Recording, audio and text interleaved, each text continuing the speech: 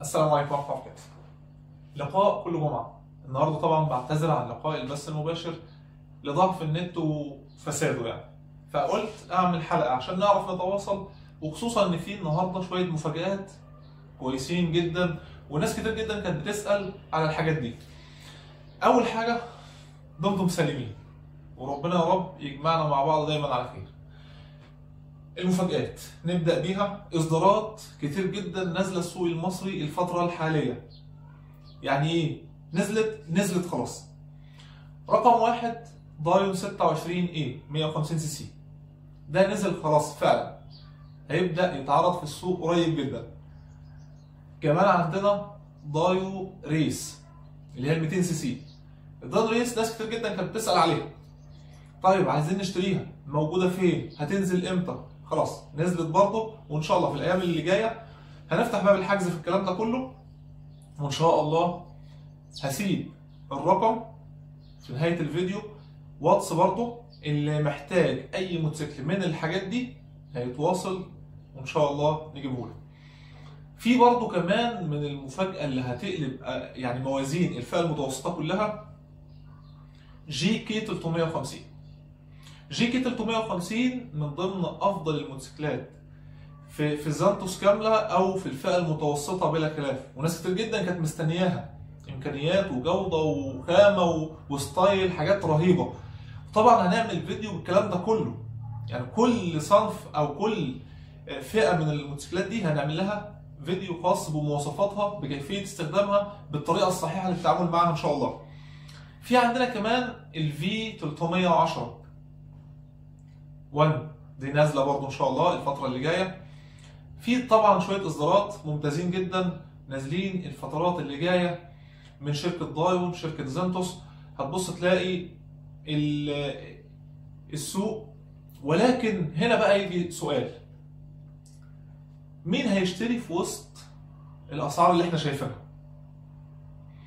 والله هو السؤال ده انا ما اقدرش اجاوب عليه، لان سبحان الله كل واحد ليه امكانياته وكل واحد ليه طريقه شغله. وطبعا احنا عارفين ان الموتوسيكل النهارده ما عادش اداه رفاهيه ان الواحد ممكن يستغنى عنه مع غلاء الاسعار. لا، ده النهارده الموتوسيكل عاد سبب فتح بيوت، سبب في رزق ناس. عاد يعني اغلب مستخدمي الموتوسيكلات النهارده شغال بيه، مش ان هو جايب رفاهيه او وسيله مواصلات بس، لا ده عاد وسيله شغل ووسيله نقل عائليه كامله. ولذلك رساله للتجار والمصنعين، نصيحه لله، اشتغل صح وظبط خاماتك كويس.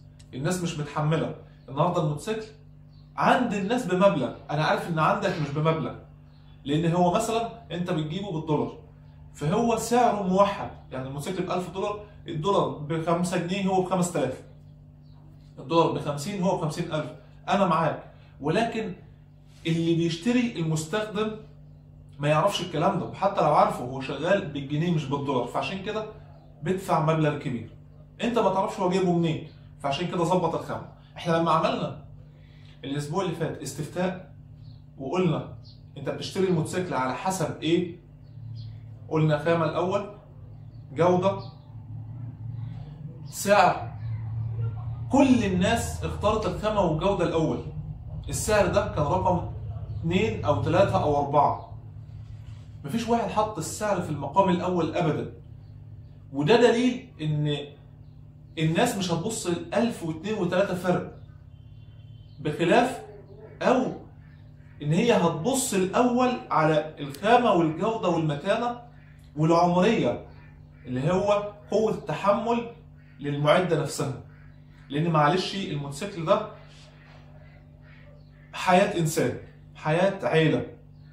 كون ان هو يفصل او يقفش او يحصل اي مشكله على الطريق، وخصوصا ان اغلب الطرق النهارده طرق سريعه، هتبقى كارثه لناس كتير جدا. فعشان كده دي رساله مهمه جدا للمصنع، للمستورد، للتاجر. طب والتاجر يعني اللي فاتح معرض ده هيعمل ايه؟ لما تروح تستلم موتوسيكلاتك نقي كويس، ولما تبيع ما تغشش حد. بس ده مهمتك.